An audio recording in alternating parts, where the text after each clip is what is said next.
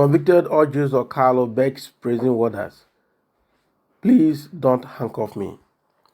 Former Abia State Governor Uzor Kalu begged not to be handcuffed after he was sentenced to 12 years in prison by a federal high court sitting in Lagos State on Thursday. Kalu's 12-year-old trial for 7.1 billion naira fraud came to an end with Justice Idris Mohammed finding him guilty of all 39 counts filed against him by the Economic and Financial Crimes Commission (EFCC). The judge also found Kalu's company, Slok Limited, guilty on 39 counts, while the ex-governor's former director of finance and accounts at Slok was found guilty on 34 counts. Uzor was sentenced to 10 years in prison, while Slok Limited was ordered to be wound up. Kalu, who is the current chief whip of the Senate, was seen asking and pleading with prison warders, "Where are you taking us to now? Please don't handcuff me. I will follow you." Kalu presently represents Abia North Senatorial District in the 9th Senate. So this is the publication, a follow-up publication on the conclusion of the court case against Kalu today in Lagos. I hope this will be a lesson to a lot of others that thought they are untouchable.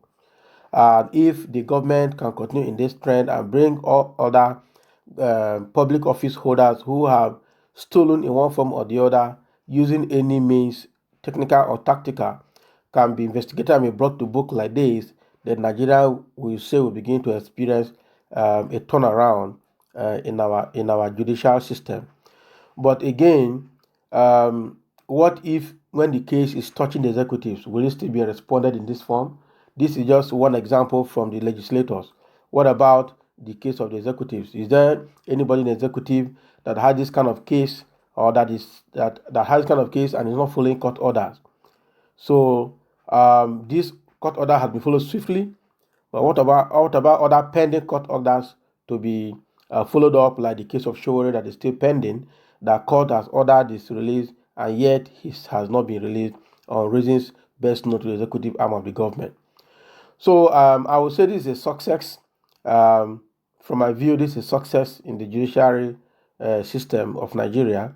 Because for a while now, this case has been on since about 2017 and 2007, and it just came to a conclusion today. So I encourage the government. This is a success, and I encourage the government to continue this trend and to bring people who feel they are untouchable to book, and let the money that was stolen be recovered and returned back to the government coffers for execution of public projects.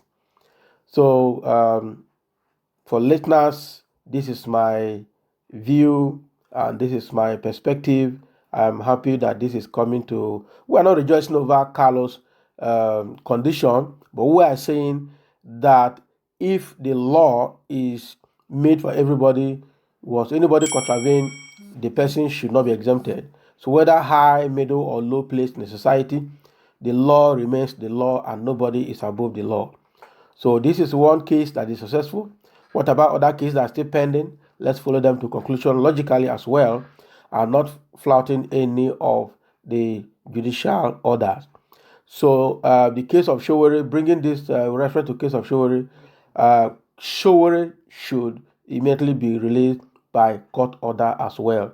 If he's still not released, I don't think there's any cogent reason for holding him back there.